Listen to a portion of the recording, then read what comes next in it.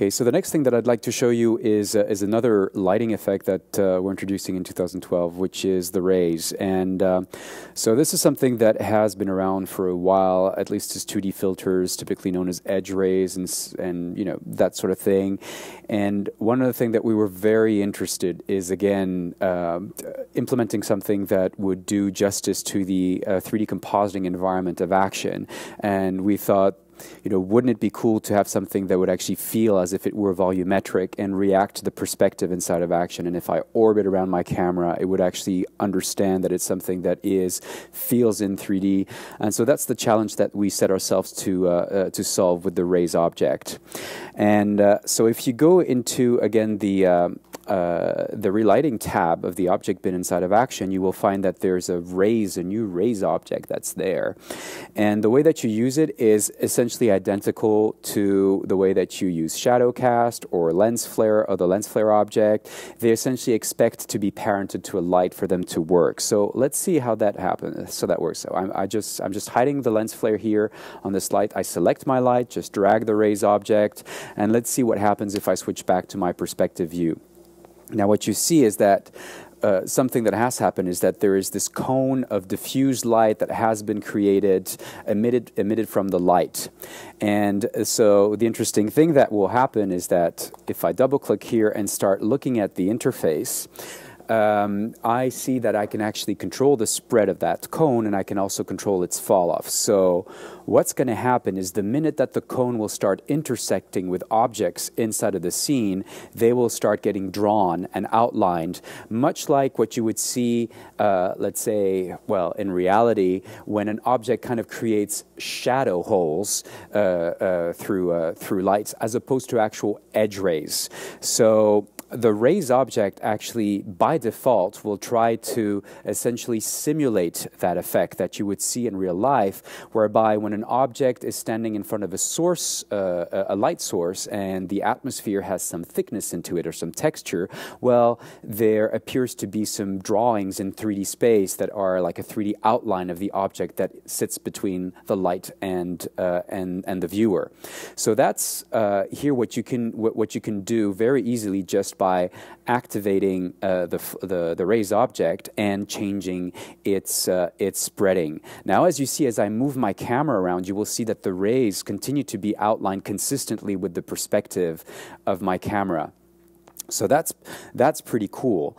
I can obviously increase the spreading so that I have more of an encompassing effect. I can also control the length of my effect so that it is more confined in space. And here again, if I want to have something that's a bit more diffuse on the edges of the cone, I can do that. So as you see, it's quite interesting. So by default, rays will actually try to create shadow rays as opposed to edge rays. But however, the rays are capable of doing both. So let me switch the intensity to 0 at this point, and you will see that I can also switch on object rays. And object rays will create something that is more familiar, I guess, that is closer to what you would call edge rays. Except here again, the biggest difference is that they are fundamentally 3D.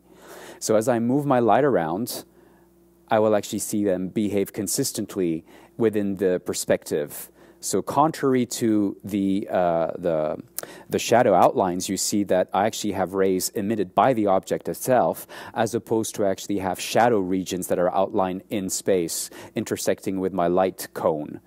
So let me reset that to 0. And of course, the two can actually be cumulated. So I can have a little bit of both and play with that as I see fit, and totally go overboard if this is something that I'm interested in.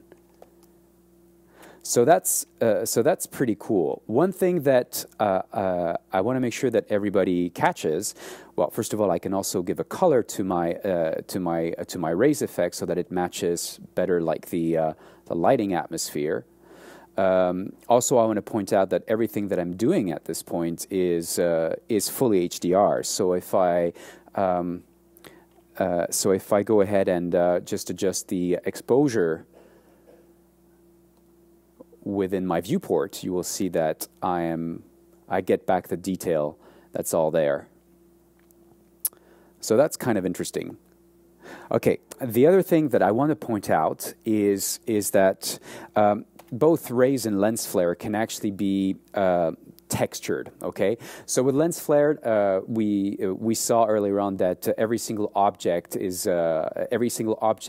the lens flare is made of is actually a texture that then gets drawn inside of action. Rays can actually also be textured, and there are particular reasons why you would want to do that. And I'd like to show you inside of the node bin, inside of relighting, you will see that we have something that's called a lens texture, which is something that you can use indifferently on a lens flare or on a rays object. So let's see what happens if I actually parent it to my rays object, okay? And so on a lens flare, what this will do is it will try to simulate the defects or the dust that you have on a lens. But the one thing that may be a bit hidden is that this object can actually even be further modified by an input media. So here I have an element of fog, which is really a practical element that was shot of fog. And what I can do is actually select that media and then go ahead and further texture my lens object. Okay, now what will happen then is that instead of using whatever is being procedurally generated by the lens object, it gets replaced with this diffuse texture, but it will behave identically, meaning the result will be the same. And let's click on the lens object, and you will see that what happens is that as I increase the effect, I start seeing the texture of the atmosphere inside of my shot. So this actually creates, again, the sensation that I actually have an atmosphere, a thickness that gets combined to the rays effect. So this is something that you really want to think about, is that all of these objects can actually be textured, and from an artistic perspective, it's something that not only allows you to simulate like thickness inside of the atmosphere, but also further customize any components that you may see fit in these objects. Another thing that I want to point out is that at this point, my source of rays is strictly the cone that is emitted by the light, but I can actually get it to use, let's say, like a polygon texture as a generator. And at that point, what it will do, it will actually start using also the polygonal texture that I have inside of my lens flare here. This particular object will then be used to actually generate the cone of light that is emitted by the rays. So I would then get a hexagon-shaped cone that gets cast by the light. And anything can actually be used to, any combination can be used to actually change the shape of the rays effect. So this is something to also to take into consideration. So those are a bit kind of like advanced features, but they're really, really interesting. And I certainly encourage you guys to play with them, as they certainly generate effects that are very interesting ultimately.